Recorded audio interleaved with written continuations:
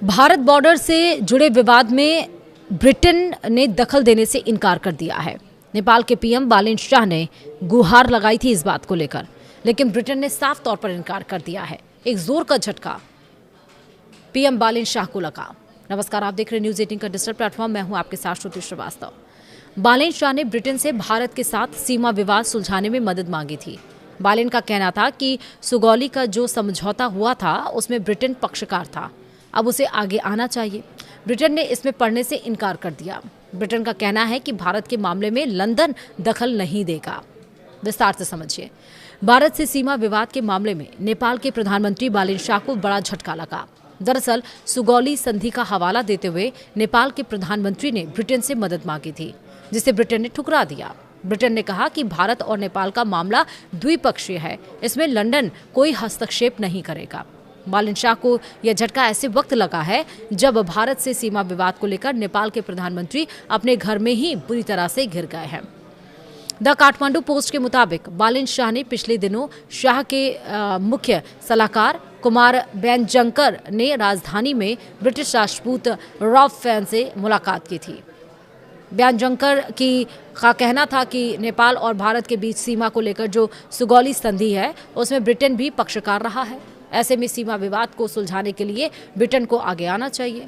साल 1816 में east India company और नेपाल के बीच सुगौली का समझौता हुआ था। इसमें दोनों देशों के बीच सीमा सर्वे को लेकर फैसला हुआ था। नेपाल इस समझौते को मानने को तैयार नहीं है। उसका कहना है कि इस समझौते में काठमांडू की कुछ जमीनों को भारत के हिस्से में दे दिया है। वहीं कालापानी इसका प्रमुख उदाहरण है।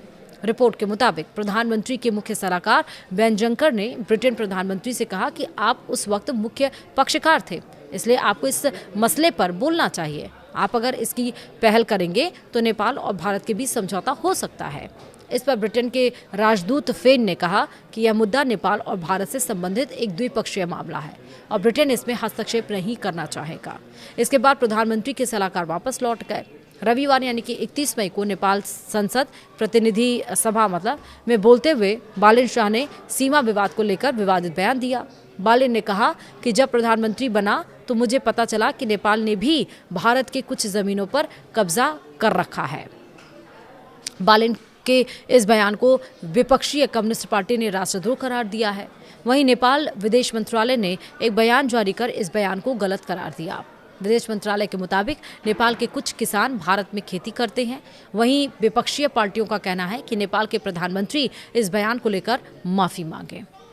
तो यानी कि जो बालेन शाह ने कहा कि अब अगर बॉर्डर क्रॉस करके जाओगे, कोई भी जाता है या सामान लेकर आता है इतने किलो से ज़्यादा, एक लिमिट भी सेट की गई तो 100 रुपये देने पड़ेंगे। पहले उससे टेंशन क्रिएट हुई क्योंकि भारत और आप सभी को पता है कि नेपाल के बॉर्डर पर कोई रुपए नहीं लगते हैं अगर बॉर्डर कोई क्रॉस करता है, कोई जाके व्यापार करता है, क्योंकि पास में जो लोग रहते हैं वो भारत चले जाते हैं अपने व्यापार के लिए, अपनी दुकान चलाने के लिए, अपना बिजनेस करने के लिए।